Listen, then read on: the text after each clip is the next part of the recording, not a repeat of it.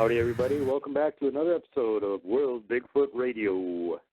And once again, we have Kevin returning to give us some more of the Glagg Apocrypha and fill in gaps in the story that he missed. And so how you doing, Kevin? Good. How you doing, Duke? About the usual, dude. I see you got a big list of questions here that somebody sent, and you had actually answered a bunch of these. One that I know you didn't really probably answer yet is, how did Glagg respond to thunderstorms? Question. Yeah, that's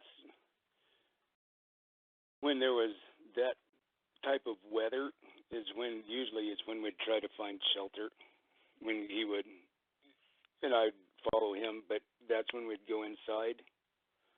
You know, the hole in the rocks, not really a cave, the dugout cave, but he'd go inside. When it was raining and when the thunder, he did not like the thunder. Not anything, you know, he just didn't like being outside in it. You don't think he was like really scared of lightning or anything? I don't, apprehensive would be the word, but scared, no, just didn't like it. Or being out in it. And well, the thing was, he could feel it coming a lot sooner than I could. He'd start wanting to go in, you know, when I couldn't even tell there was anything coming. Yeah. Yeah, maybe you could feel the static electricity in the air because he's all covered in hair. A lot of animals seem to be able to do that. So another thing that she mentions here is when Glagg was getting upset, what were the warning signs? And did he, when he did something wrong, did he want to try and do it over again right away and then get frustrated with it? How many times did he try something? More good questions. There was difference, you know, that when he had tried to light a fire, he'd want to try, and he'd start getting frustrated, and which would make him, you know, what little bit he could do, it would make him mess up even more, and that's when I would start trying to, you know, tell him it's all right. You know, I'd noticed that just the agitation would start setting in really quick. But then when he was getting angry, like when my brothers were up there and, you know, doing the same thing that they would always do, but here he is over, you know, 25, 30 yards away watching it and starting to get angry. I think maybe that's what she was wanting to know about. And that was, sometimes you hear, you know, some of the typical behavior when they're standing, rocking back and forth. Mm-hmm. Maybe not, you know, as much as some people, you know, have talked about, but he just, I could tell it was agitation, and he wouldn't stand still, which normally in a situation where there was other people around, when he'd go hide, he'd hide and be perfectly still. That day, he was animated. He was fidgety, and that's how I knew he was upset. Actually kind of concerning when I saw him getting upset and I wasn't able to calm him down, try to calm him down like I usually did when he'd get upset. Yeah, and I can imagine you wouldn't want an upset Sasquatch to the, you know, that wouldn't be good. Yes. I'm glad they left when they did, because I don't know how much longer he would have stayed in there with what they were doing. When your brothers were there? Yeah, they were lucky that they didn't do something extra aggressive. That could have been bad. Yep. I've often thought of that and thank my lucky stars that they didn't. As much as I didn't care for them, that's exactly what wasn't needed. That could have been extremely bad. Yeah. Especially with his really, you know, average Sasquatch temperament of getting crabby really fast. Here's another interesting question. Speaking of stellar things, did Glagg ever look at the stars? And was he interested in them at all? Yeah, well, I think I mentioned before, but there was always, I think I said, a reverence for stuff in the sky, and and stuff that flies like birds.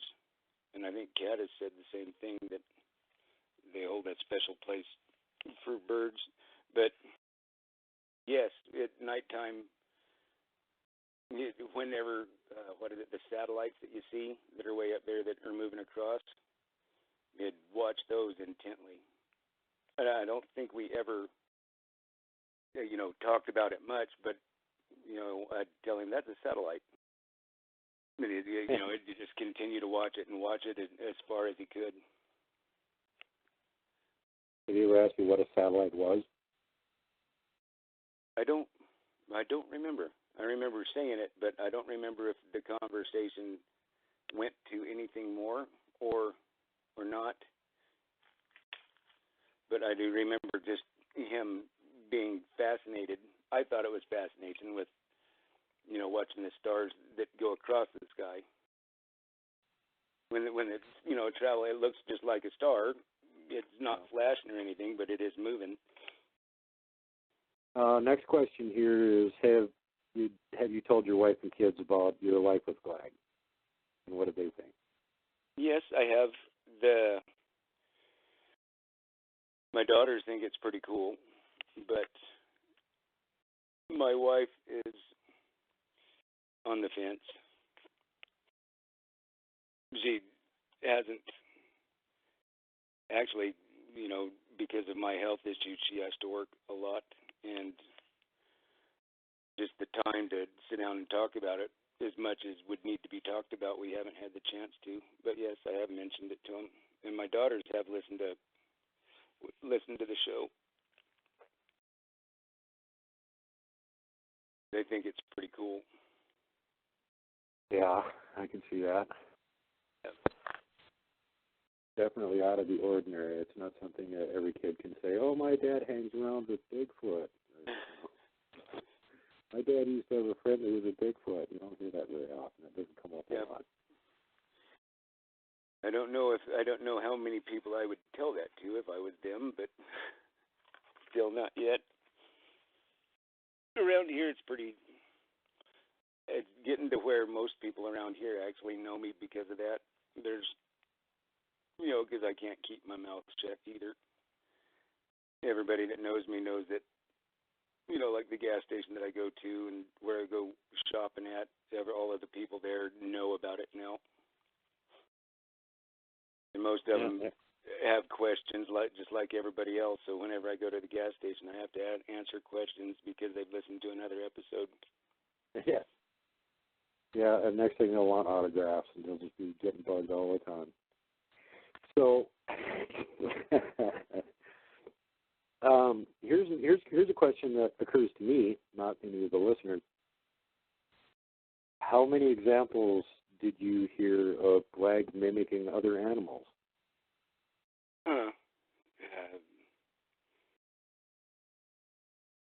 Man, excellent question. I'd have to think about that. He could mimic sounds, like people driving up and down, up through the mountains. It'd sound like a truck. He could mimic the sound of a truck. And, the log trucks that he'd go by, he could mimic the sound of the log truck. The camp robbers, I don't remember the exact name of them, but the black and white birds that we always call them camp robbers, they have that weird caw. You could do magpies that. Or something, yeah. Not the magpie, but they were like the light gray and white with black speckles. I don't remember exactly what they were called, but there's a lot of them around there.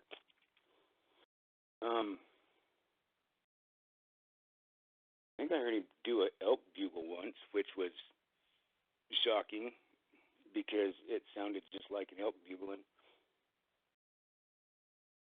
So there, and as we've noticed this before in other people's accounts and stuff, it's not just them, being able to mimic other animals. They can mimic pretty much any kind of sound, including things you wouldn't think they'd be able to mimic, like sounds like metal banging together, or Harley engines, or an 18-wheeler shifting, and all kinds of weird stuff. Yeah, when they sound like a truck, you know, a Toyota struggling to climb a hill, it could sound like that, or a V8, and sound perfectly like a truck going up the mountainside, or a motorcycle. He sounded just like my old bike. Wow. When he'd get excited when I get there. So what was the most amazing sound you ever heard him duplicate that really surprised you? Was it the elk bugle? Yeah. I'd have to say yes. Because you're looking around for an elk and realize it's coming from him. And it was about the time of year when they'd start bugling too, when they were starting to get into the rut. That's when he was getting excited, because that means it was going to be that type of dinner pretty soon. Yeah. We got another question from Flunking Monkey from 5 months ago. This is a good question. He said, what's the most impressive feat of strength you ever witnessed Glagg perform? I've heard they can jump a long ways, like 30 feet in one hop. Just curious about that. Huh. I'm going to have to think about that. Man, there was a bunch of them that just in, the day-to-day activities that were, kind of scary. If he wasn't my friend, it would be terrifying. But, when he took the front shoulder off of the deer, skin and all, and ripped it off like you and I would a leg off a roasted chicken, without even grunting or even act like it was any effort at all. Yeah. The whole front shoulder just in one little tear, and it ripped it all the way off. But, oh mercy, the log that we sat on, that he got, watching him carry something that would take 5 men, to struggle with, and him carry it with one arm, that was pretty impressive. I remember somebody asking, what do I think Glagg would be able to bench press? There wouldn't be enough weights in the gym. Put two SUVs on a bar, and probably, maybe not exactly that much, but you know what I mean. I couldn't fathom a guess. Its strength is beyond what you would ever imagine. Well, what's the strongest thing you ever seen him do? Did he bend a tree over? Did he rip a stump out of the ground, pick up a big rock? About a 5-inch round tree. I watched him just snap it in half like a twig. Yeah, that's a pretty good example. Yeah, that's way beyond something a human could do. Yep. And of course, you heard him snap. I watched him punch a tree and shatter it after I taught him how to punch with a closed fist. Scary. And yeah, that's Hulk level damage right there. There was a lot of stuff that I got. I don't want to say used to it, but being around him so much that it was always impressive. But I had seen it before, so it's not something that I would catalog in my memory because I've seen it. Did you ever see him make any good long jumps or anything? That was the other half of the question. I watched him go up, pretty high. There's a time that we going up in the top of a tree, and I watched him get up, oh mercy, 18 to 20 feet up a tree, but when he jumped up, he did something. I'm not exactly sure how he did it, but I think he grabbed onto the tree and pushed off with one hand, and went up even higher. And I don't remember if he put his foot on the tree also, but when he jumped, it, like stepped on the tree going up and went up higher. If that makes sense. So pretty much one movement, and he was 20 feet up the tree. Yeah. Well, in one movement, he jumped up, bounced off, used the tree for leverage and a boost up also. But it was the vertical trunk of the tree, no branches or anything. Did he have, here's another question, did he ever mumble any sort of a song or chant or something repetitive? I've been thinking on that one. Somebody asked that one in one of the live chats, and I said I'd need to think about it. And there was a rhythm stuff, stuff that, like stuff that rhymed was really caught his attention.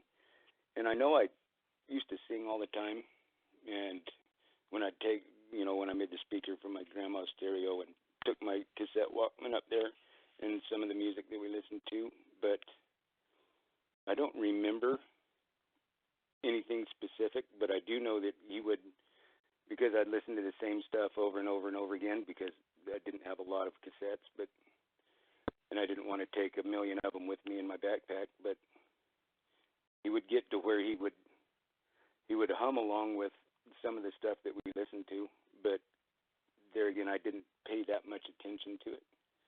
But yes, he did. Do you remember any kind of particular music that he seemed to like more than other ones? Or any that he disliked more than others?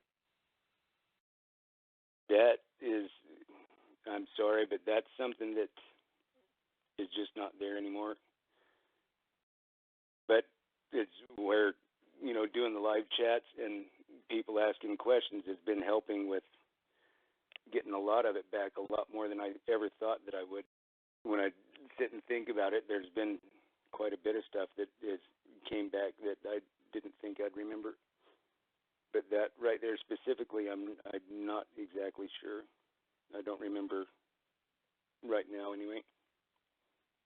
Did Glagg ever communicate that he knew or understood what happened to his family? That one's a difficult one. I think, yes, he understood, but it was a subject that I was really careful not to, that I respected the fact that it upset him.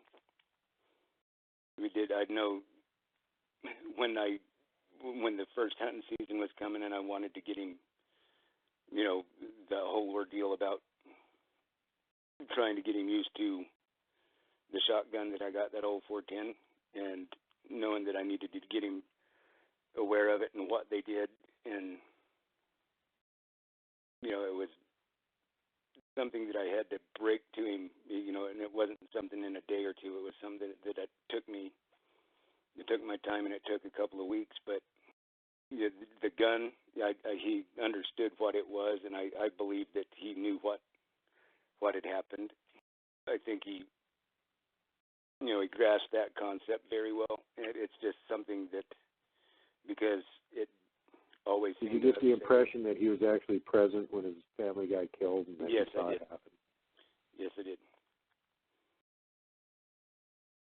That's why it was always upsetting to him when that subject would come up, and I'd never wanted to press it, but I had to press the gun issue because the hunting season was coming rapidly, and that's why I decided to do all of that. And that was, looking back on it, that was a nightmare, but I'm glad I did it because it got him accustomed to it, and everything that I did, he understood exactly what a gun was and what they did, and the rifle, and the cartridge and everything. He does understand exactly what a gun does and what it's for. Yeah, even the ones that don't have the horror of having any family members shot at are probably very well aware of what a gun is by the time they're 5 years old. Yep. I was just glad that, as bad as I think it was, I don't know exactly for sure, but, he could have went the other way. He could have been, what's the word, bitter about it. and who could blame him? But I'm glad he wasn't, and I'm glad that me trying to get him to stay away from those things and the people that are carrying them. I'm glad he has. At least I think he has. Yeah, that's just a really good thing to reinforce, especially for a lone young Squatch like that doesn't have somebody, a family around watching them all the time, and see people with the guns, stay the heck away from that and make sure they don't see you. Yes. Ones without guns a little bit less dangerous, but still. It's just best not to be seen by any of them. That's what I tried to instill in him all the time that I was with him was, yes, I'm a human, but most people are not like me. And it's just best. And what affected him the most about that was it was me that didn't want my brothers to see him. No. And, that affected him, because I didn't even trust my brothers with him. That is hopefully, and what I saw from that was that he got that concept that just even my brothers don't trust anybody. Yeah, that's pretty sad. I mean, that must have been kind of depressing to have to deal with that, and then have him right there seeing that you couldn't even get along well with your own brothers, that they were being jerks to you. And especially with him being so excited when they came, and like me and you talked about on the previous episodes, I wonder if he followed me home, and if he knew him that way, or if there was some way that he knew that they were, by their scent or what. I'm not sure, but he was excited when they got there, and it was me that was freaking out. Well, here's another good question. Susie asked this one, and I'm sure you got the answer to this one. Did you ever see his eyes have a red or amber shine or any eye glow? No. No, I did not. Never saw any eye shine, never saw any eye glow. Not a red color. I saw, reflecting light like from the fire, but never any glow. Right. Those eyes wouldn't just glow by themselves, and they didn't turn red. No, I never saw it. Okay. If they did, I just never happened to see it. Yeah, I just, again, I kind of think that the ones that do that when their eyes turn red, they're seriously ticked, and the ones that have the eye glow may just be ones that are actually living underground a lot of the time. And yeah, that's what I was going to say. Is I think I've heard I think that the ones that have the glow are the ones that tend to spend a lot more time underground. That just seems to me that the reports of the ones that have eye glow tend to be the ones that are around, where they know they live underground. Yeah, and then the other thing is the ones with the red eye glow or eye shine, according to just about everybody, are the ones that you should really stay away from. Yep. Because either they're 100% crabby all the time, or they're just really crabby at you right then. And either way, you shouldn't feel caught up. Yeah, you should get the hell should. out of it. Yep. Not stay to see if it's red because he's happy. Got red eyes because he's been crying watching a soap opera all day? No, probably not. Watching the Johnson soap opera. Yeah, the Johnson family dinner. The tornado sirens are just going off again. Yeah, that's another thing we're dealing with here tonight, folks. It is currently 3 o'clock in the morning where I'm at, 4 o'clock in the morning where Kevin is, and he's having off and on tornadoes. And he just had technical problem after technical problem after technical problem. We started trying to record at 9. Yeah, you can see how that worked out. Yeah, it finally got all the technical difficulties taken care of, power back on at 2:30, and then technical glitches again. Well, I think you probably got this one asked before, but I'm sure that we didn't ask it during the original interviews. Did you ever see, hear, feel Glagg produce infrasound? No. The only thing I ever felt was when he'd laugh real hard, it would boom and vibrate. It was never infrasound. It was just the sound of his voice, but never, infrasounds in the range that we can't hear, but we can feel, right? Or it can affect us. Yeah. I never witnessed anything like that from him. I wouldn't discount it, but I never saw it. I just wonder how much of the stuff that people comment in a report actually is infrasound. It isn't just something else, because they're so big and they're so loud, they can make you vibrate just from a regular roar without needing to hit you with infrasound. Yep. Well, just his laugh, not even when he is loud, just his laugh would make my insides rattle. That big, deep, booming voice. And I often have wondered, man, did it get even deeper as he got older? Because realizing that he's still a kid, and yeah, it was that loud, and he was that strong, and he is that big, and he is still growing. I have often wondered over the years, stuff like that. And if that is something that he does, that he would learn later on, I'm not sure, but I never did see any. I never saw anything like that. That night, that bad night, the roar that I heard then from so far away, was the most my insides rattled, and he was a long distance away. I'm not exactly sure, but from that far away, it rattled my insides more than it ever had before, and that was one of the things that was terrifying about it, is he's so far away. And I thought, holy crap, what in the hell's going on? I knew it had to be pretty bad, and I know people have asked over and over if I got to see anything or if I knew what it was that he was fighting, if I thought it was a dog man or anything like that. I don't think so. It sounded to me, what I did hear, it sounded like another Bigfoot, and I don't know what type. I don't know any of that. It was far enough away, and I never went over there to look.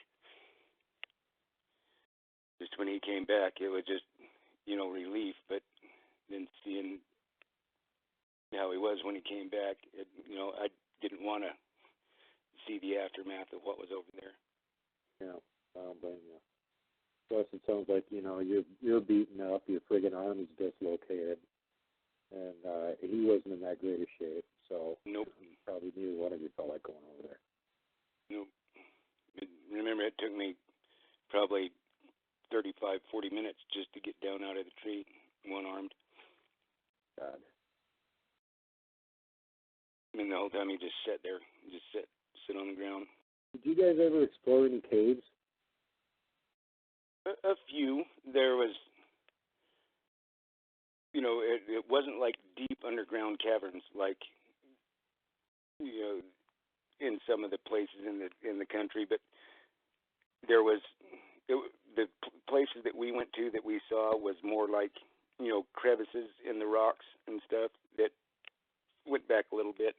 There was an old abandoned mine shaft near where I moved him back to.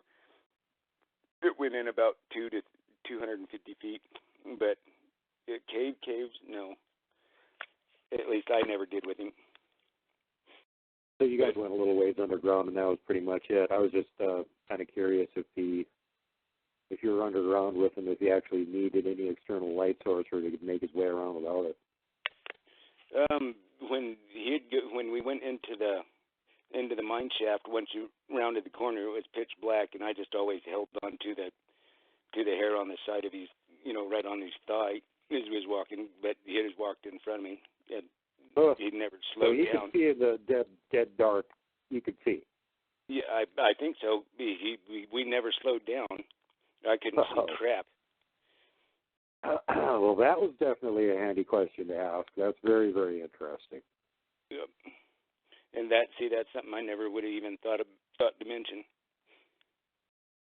Yeah, I mean, I know the only reason it occurred to me is because I know there's so damn many abandoned mines and natural caves around here that it would have, it seems like at some point you guys would have run into one, and being curious youngsters, let's go explore everything, what happened, sort of thing. So.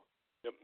We went back in there quite a ways, and as soon as you rounded the first corner, I was done. I couldn't see crap, so I just held on to his right thigh. I had my hand right there and just grabbed a bunch of hair and hold on. How much further back did you guys go? We went all the way back to the back, which is where the mine ended. About how far? Probably 250, 300 feet. Oh God. Okay, so was this just like a straight tunnel? It went in about 25, 30 yards, turned to the right, went about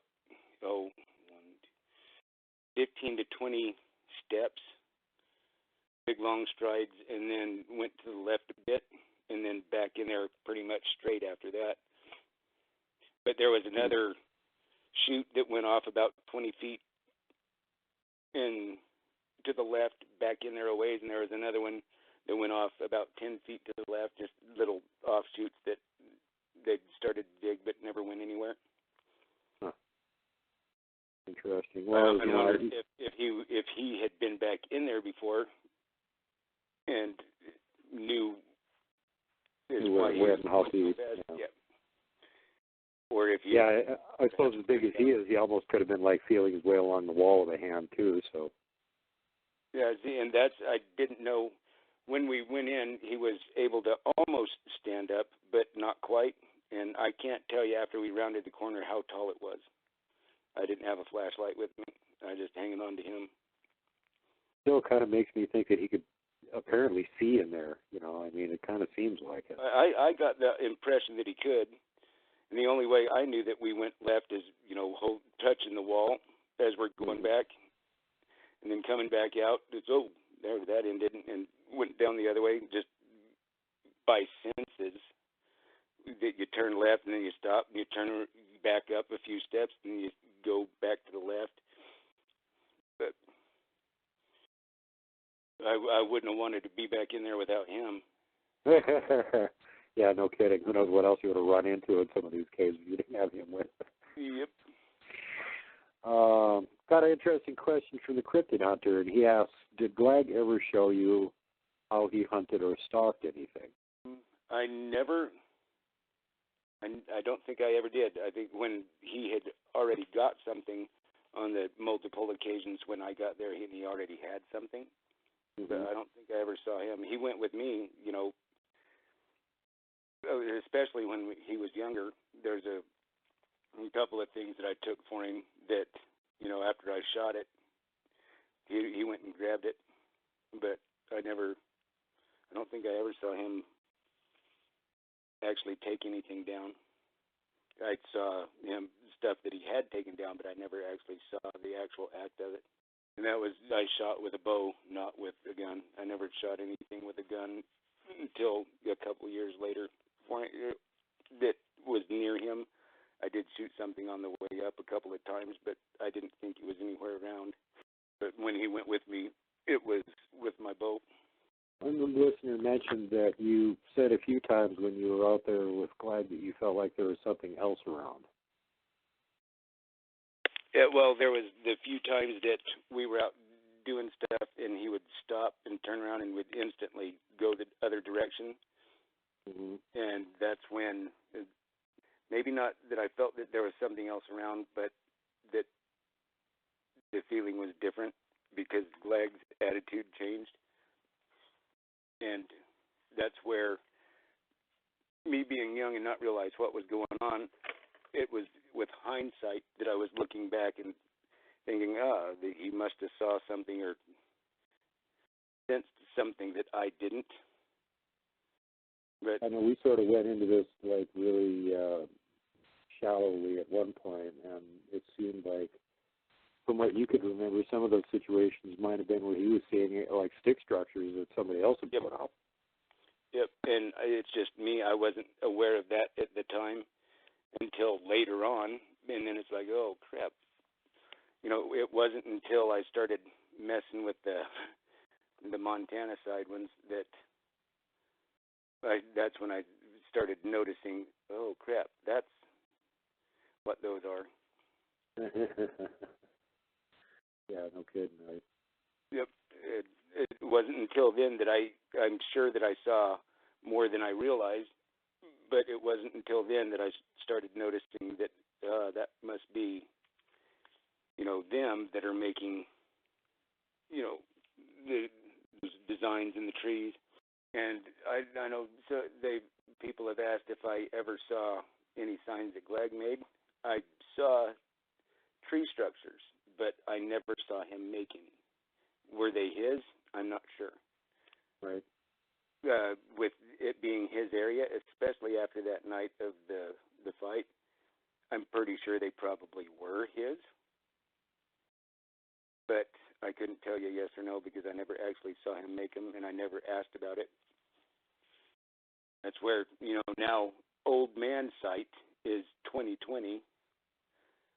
If I had it to do over again, that stuff that I would have paid a lot more attention to. If I could tell that stupid kid, hey, pay attention to everything.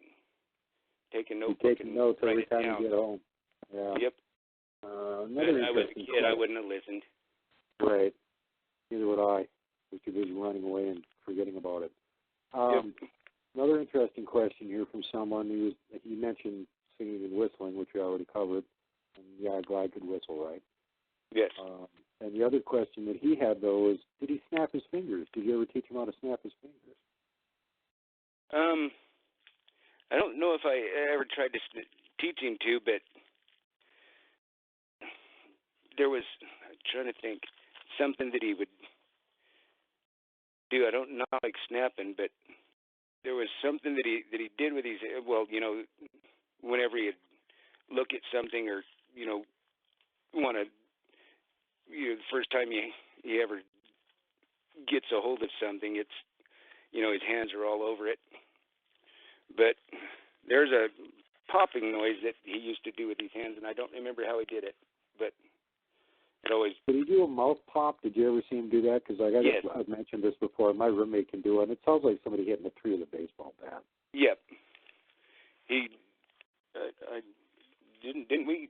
I think I mentioned that yeah, it sounded a lot louder than a noise coming from your mouth should sound. It was extremely loud, kind of almost like a tree knock. Right. Yeah, and that's kind of what I was aiming at here because my roommate can do that so loud. If you're standing next to him and he doesn't warn you in advance, he'll actually deafen you. And he's like a 150-pound guy, so he can't, what can a 600 or 700-pound Bigfoot do trying to make the same sound? I wonder if a lot of these tree knocks that they hear aren't them hitting anything on a tree. It's just them doing a mouth pop, and it's so damn loud it sounds like a tree knock. That I have wondered that exact same thing because I have, when hearing Glagg do that with his mouth, and it's not even it's like a tongue click, not even a mouth pop. It's a tongue click is what makes that sound. Yeah, I think that's basically what Jeff is doing too. I just call it a mouth pop. He's not using his mouth and popping his mouth with his hand or anything. It's like his tongue or something in his mouth that he's doing it with. I mean, it could be his tongue. I don't know. I didn't ask him exactly how he does it. I just know it's loud as hell. It even scares dogs. So. Yeah. And I just figure, like I said, if a little human like that can do it and it's that loud, what could a Bigfoot do if that's what they were doing? I could see how it'd be so loud, you think like somebody hitting a baseball bat against a hardwood tree? Yeah, exactly. Yep. Go ahead. I said that would tend to explain things in a lot of situations where somebody will do a tree knock and they get an answer back right away. Well, what are the odds that the Bigfoot is standing right next to a nice, tree that they can make a good knock on, and just happens to have a stick lying there that's perfect for it, right at the moment when somebody tree knocks, they can answer back right away. Yep. I have often wondered that same thing. Yeah. How many Bigfoot are carrying a stick around to whack a tree like that when people are out there whacking trees?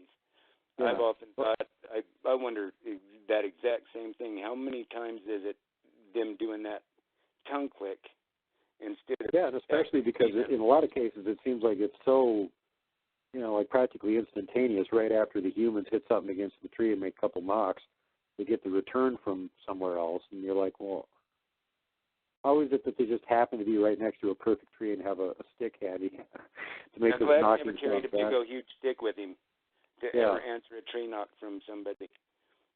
Yeah, I don't see him doing that. And, the other thing, like Taylor actually saw one of them smack a tree with his hand, and it sounded like a wood knock. So, kick it with his foot. That was another one he saw. Kicked it with the flat of the side of his foot. It sounded like a wood knock. When he broke the tree, it sounded like a thunderclap. Yeah, I believe it. See, and that's another thing too. If you can break a tree with a punch, well, it's pretty easy to believe you could slap a tree and it would sound like a wood knock. Yep.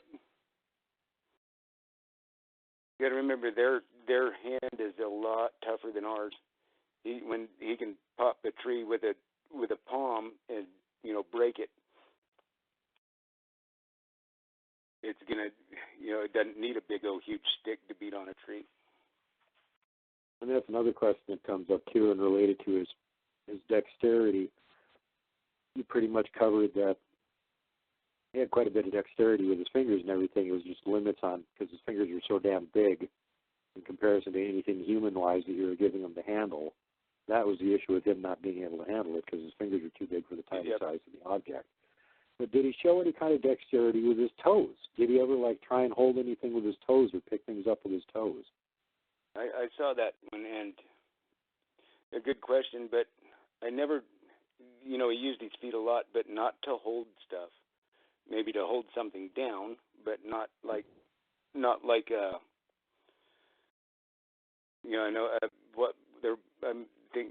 what I think they are thinking is like a chimpanzee, or how they use their feet like hands. I never saw anything like that.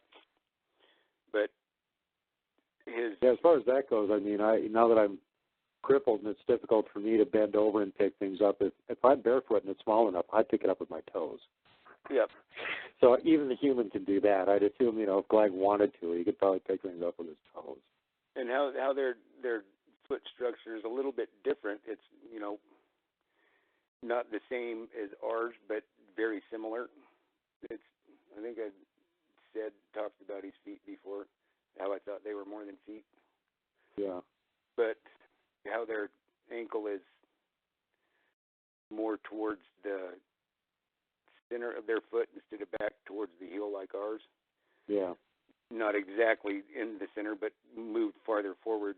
That's why they have the stride that they have and the gait that they have, I think, because their foot is a little bit different in that way, and where their ankle is hinged.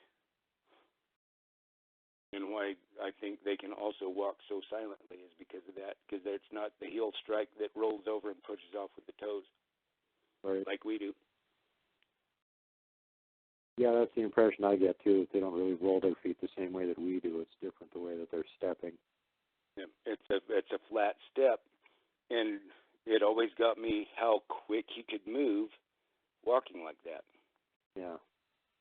Yeah, for us to simulate it, just pretend that if you ever walk on ice where you don't pick your feet up and you just slide them along, that's kind of what they're doing, except they're actually picking their feet up, but they're laying them flat down again. Yep. And they're doing it sort of like cross-country skiing movement. It's kind of actually what they look like when they're walking. Yep. It's like a cross-country skiing type thing. Exactly. You're setting your ski down flat and moving along. Exactly. That's almost exactly like their stride. And how their foot hits. It doesn't roll. And actually, if you think about it, that makes sense for an animal that damn big and heavy. If they're rolling their feet, they'd be risking damaging their feet all the damn time. Yep. For something that big, if you're talking like 800, 900, 1,000 pounds, you kind of need to put your foot down flat, probably. And how they, instead of a heel strike and a roll over to the toes and push off, that's where the mid-tarsal break, it sits down flat, and it's just that bends when they take the step. It's not the rollover. So basically, they're eliminating eliminating the first part of the step that we take is we come down sort of with the heel, then we roll onto the flat of the foot, and then we end up on the toes, the ball of the foot, and then pick our foot back up again.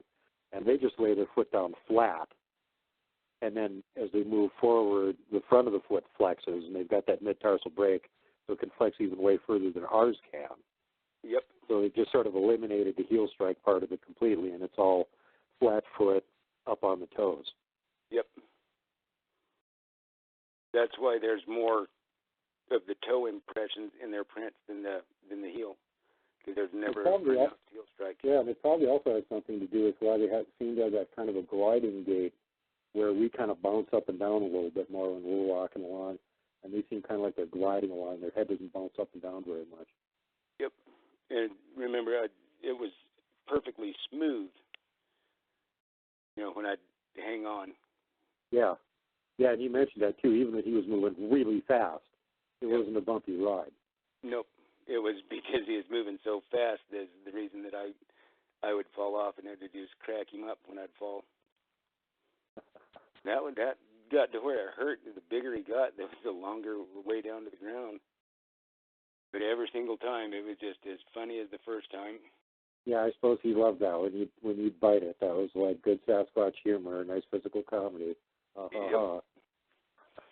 Oh, you did it. Yep. I'm glad I could be the butt of the Sasquatch jokes. I'd give anything to be able to do that again. Well, God willing, maybe you'll get a chance to see him yet one more time here. I hope so. I would love to just know that he's okay. I can totally understand that. I've got some old friends that I've lost track with, and I, wish that I knew how to get a hold of them, but at this point, I don't know where they're living or anything. That's where Kat mentioned me and my friendship with Glagg in one of her latest episodes on her show, and that it just helped me a bunch. I just appreciate that. Yeah, and there's somebody that you have questions about, things that happened between you and Glagg. That's probably your go-to girl right there. Yep. He's got an encyclopedic knowledge of Bigfoot behavior from 50 years of close interaction with him. Yep. Oh, but isn't she like me? A faker? No. The only thing that you got, like, not that much in common, actually. You adopted a Bigfoot. The Bigfoot adopted her. That's about as close as it gets. Well, I guess, yeah, that is totally opposite, I guess. Yeah, you helped raise one. They helped raise her. Yeah. That's got to be awesome. The knowledge that she has, I just wish I knew half of it. Well, and don't forget, like she said, even to this day, she still gets apprehensive when she goes out to meet with him or something. You kind of never get over that. And it sounds to me like you're probably the only person I know that ever really did kind of get over that. You were just so used to Glagg that there wasn't any fear attached to meeting up with him. And I thought, it's because, he was so young and we were friends. It wasn't, meeting him when he was older and befriending him that way. It was, we were best buddies. Yeah. Forever. I mean, I think I said it before. He saved me and I saved him. I didn't look at it that way back then, but I do now. That he was my friend when I needed somebody that, just a friend. And like I've said before, also, don't mean to sound like a broken record, but had I to do it over nowadays, today, put me in that same situation, hell no. Knowing what I know, only if I went back without the knowledge I have now, I think I'd be too chicken to do it. You'd have too much common sense to do it. Yeah. Yeah. Well, I know now that I'm not invincible. Back then, you couldn't tell me that. Oh no, when I was that age, I thought I was invincible too, and I did all kinds of crazy stuff that I shouldn't have survived. really, really shouldn't have survived. I think most kids have something like that. And look at who my best friend was. I pretty much thought I was invincible and could basically prove it. Well, yeah, when you were out in the woods with your best friend, you pretty much were invincible. I wouldn't have been worried about it too much when he was around.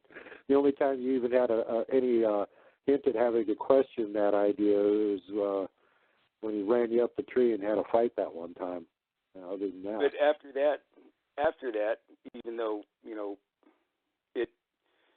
that night changed a lot of stuff, but still, he was still my friend. But after that, the fear of the woods wasn't as bad, but it's because of what he did. I still was apprehensive, but if I was around him, I felt perfectly safe. No, I didn't have any concern for anything that was out there when I was with him. And a comment from Cheryl here saying she had heard the story of a Sasquatch in Idaho that waves to people. One of these was a highway patrolman, and he said it waved, then turned and walked away. He said it didn't act at all dangerous, so he told everybody, just leave it alone, don't shoot at it. She wonders if that might be Glagg. Well, it'd depend on the area. Yeah. Just to let her know, we have looked into that story, we have tried to find that story, and we have had no success figuring out who this was or exactly where it happened. We heard that. I think it was you that sent me that. I've had like 3 or 4 different people contact me and tell me that story, but nobody can track down where it came from. Yep. Be really interested to find out. Yeah, I mean, if it's not Glagg, well, there's apparently some other really friendly Bigfoot out there. Yeah, out there waving at people. Somehow learned how to wave to people and what that means, so that's interesting in and of itself. Now, that brings up, is it maybe an offspring? Well, and yeah, that's something that we never did get into. As much as he had a decent command of the English language and a lot of knowledge about what mannerisms and stuff that we had and what they meant, it kind of makes you wonder how much of that he would have taught to his kids, because by now he would have had kids for sure. Yes. He had Squatchlets that'd be adults by now. Yep. And, are they teaching their kids English and, what waving means and Aikido? I hope that they are the baddest SOBs in the whole country. There's a whole army of Aikido Sasquatch out there, dude. That's kind of scary to think about. Yeah. What do you got? You got an army? Well, we got 3 Aikido Sasquatch. Yeah, if you do find Glagg again, now he's got a whole army of Aikido Sasquatch working for him.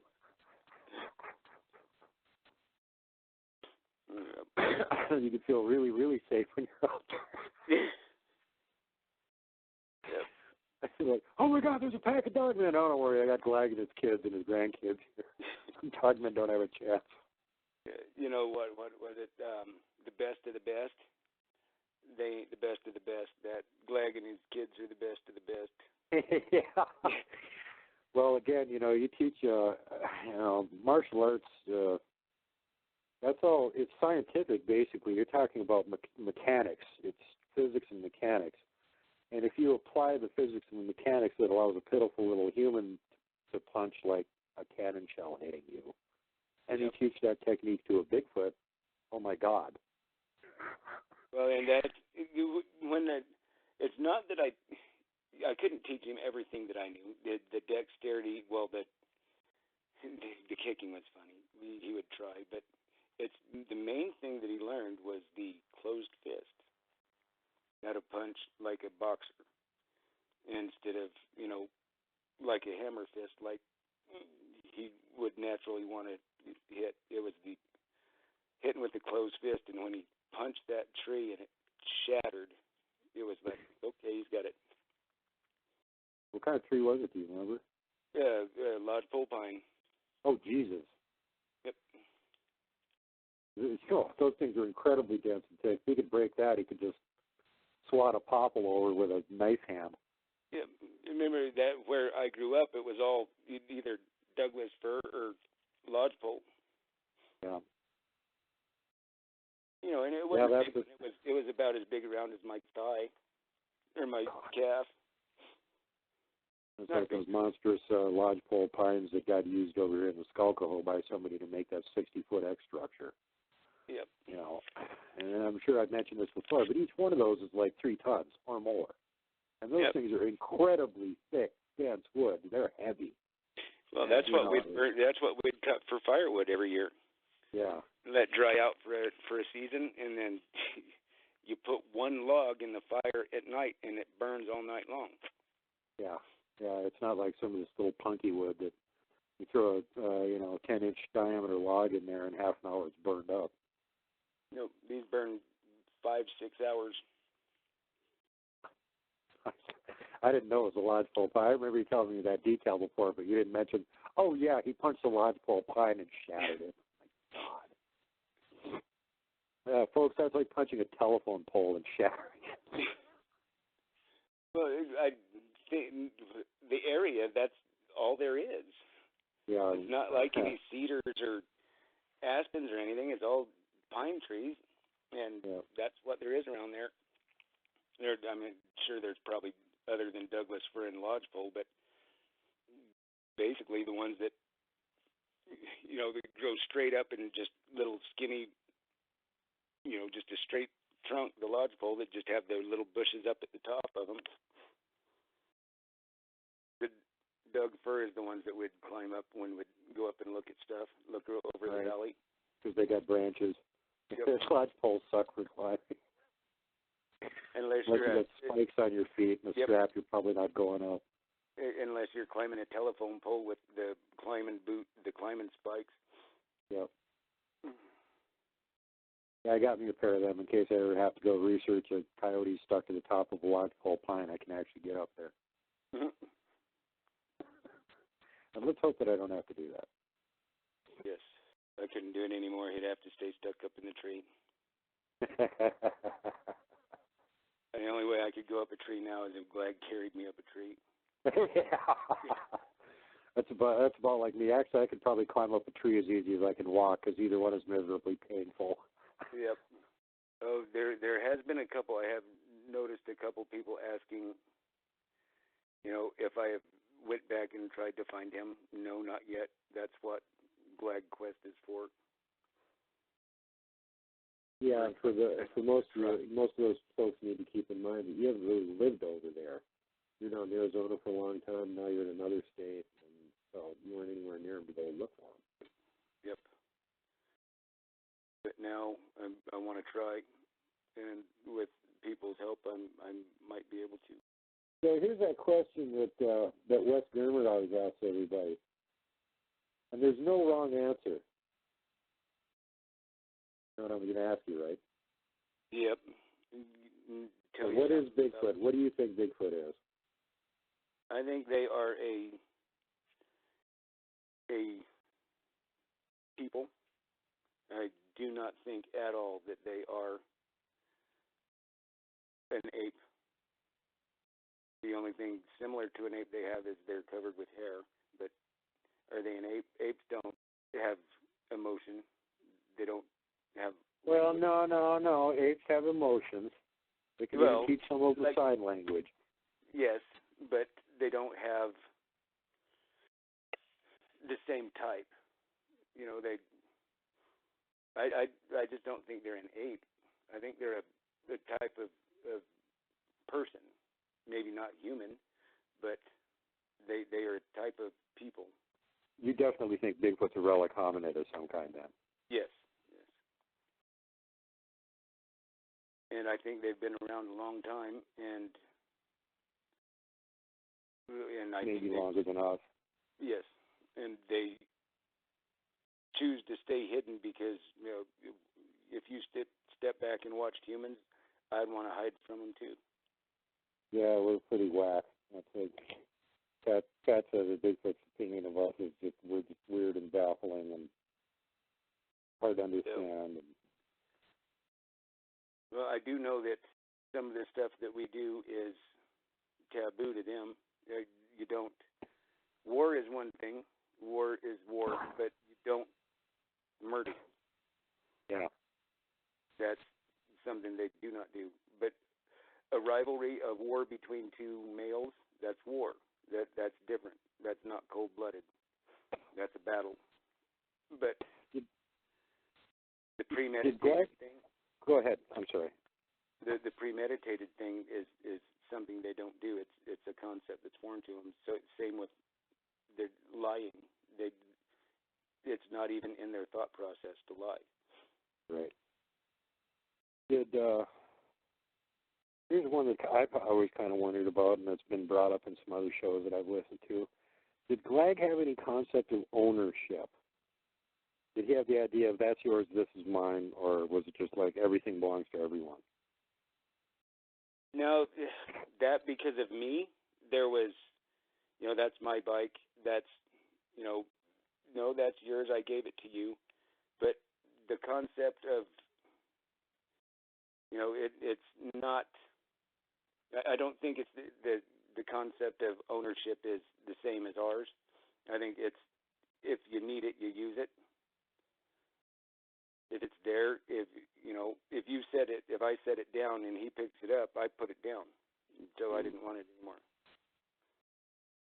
Interestingly, in the recent episode that Kat did, she mentioned how she was having trouble with Kiyosa, who kept raiding her animal pens and eating her animal all the time, and she couldn't seem to get through to him the concept that those were her animals, they belonged to her, and they weren't open game for him to just go eat. And apparently this happened a bunch of times, and she had trouble every time trying to get the notion across to him that, these particular ones are mine, don't go eat them. And he just thought, like, if I can catch them, I can eat them. That's just fair. Yeah. They don't belong to you. They belong to everybody. Yeah, well, you put them in a pen that made it easier for me to catch. Yeah, thank you. That's sort of the impression I was getting in his attitude on the whole thing, but I thought it was pretty comical, and I can just picture how frustrating it was for Kat going through that, trying to get across to him. They're like, quit eating my rabbits. Those are my rabbits. Quit eating them.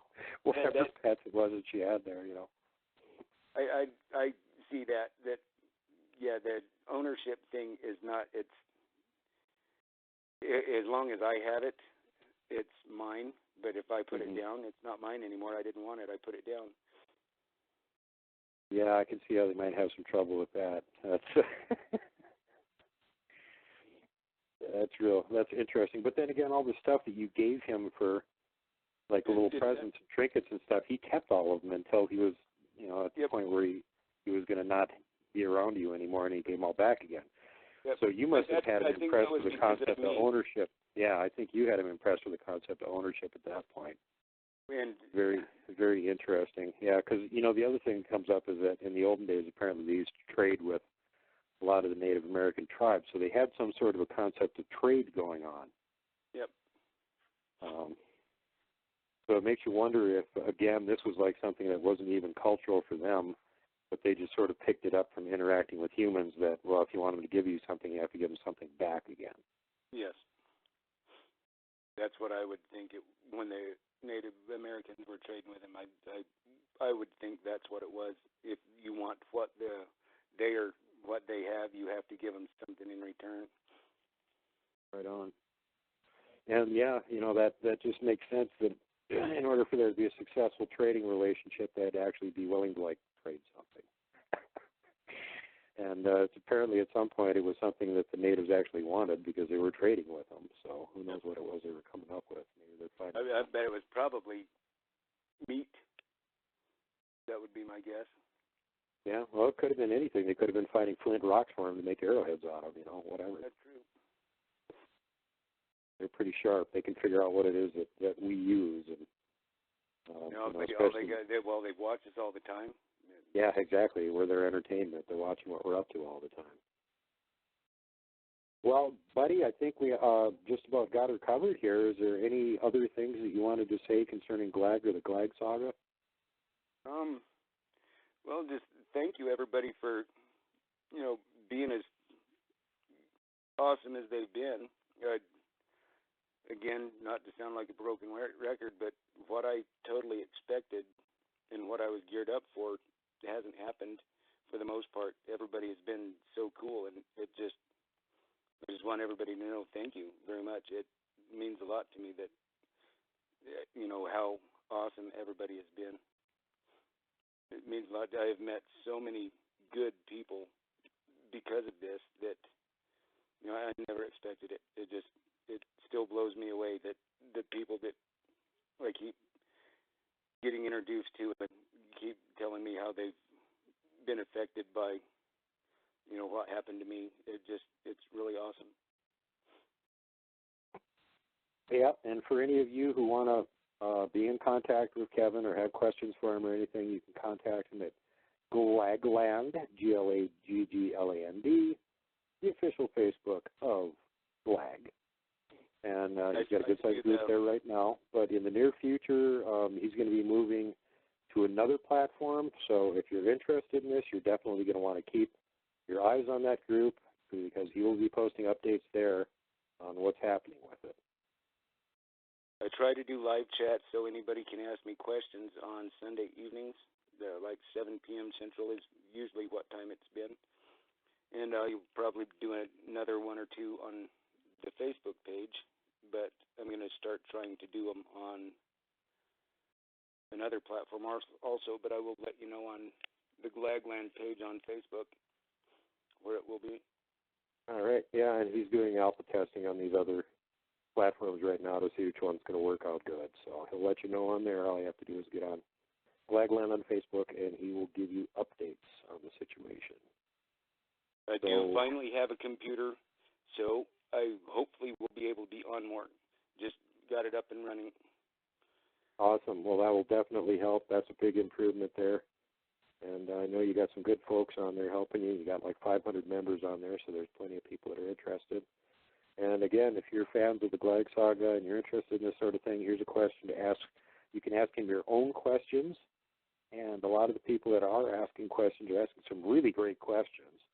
And there's a bunch of live chats that have already been done, and more are coming.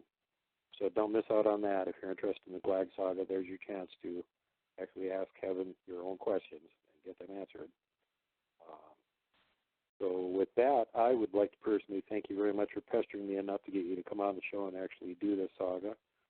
And I'm glad that you caved in when I pressured you and came on and did the saga. Yeah. Well, it was like about, over a year? Over a year. Yeah. And, I'm glad that you came forward and you did the story. It seems like it's so many people have really gotten a lot out of it. It's really made a big impact on a lot of people's lives, and even from that standpoint, it was worth doing. But the raw data that it provides for the Bigfoot community about the behavior of these guys and what sort of things they do and don't do has been incredibly, incredibly helpful. So, again, I thank you from the bottom of my heart for coming on the show and having the courage to share this with everyone. And, just thanks very much for coming on the show, man. I really appreciate it. I appreciate all the help that you gave me and how you've helped over the last, over a year now. I appreciate that. Well, you're very welcome. And I try and help anybody that's willing to come on my show and share their amazing / gut-wrenching encounters. I'm going to try and give them as much help as I can and keep them safe from being attacked by trolls and idiots. So that's just part of the job as far as I'm concerned. Anybody out there that has anything that they want, you want to tell your story to Duke. Duke's the guy. You got to give him a big thumbs up from me. And I will listen to your story. Remember, I'm the guy that does shows about wendigos and little people and trolls and mountain giants, and I will not laugh. I will listen to your story. I know there's weird things out there, and I have no reason to disbelieve you. So feel free to come forward, tell me your story. Even if you don't want to come on and tell it on the show, I'd still be interested in happening. And if you had a run-in with a Juneau Square Wendigo or something like that, oh, for God's sakes, come on and tell me about it, please. Because there's not very many of us survivors. There's only 3 right now. We need to know there's more out there. Get a hold of me. And meanwhile, once again, thanks for being on the show, Kev. And to everybody out there, be kind to each other. Help each other as much as you possibly can. Remember, it's always safety first, last, and always. And unless you're Kevin and you're in Idaho, and whatever you do, what don't you do? You don't hug the Wookiee. All right, thanks, folks.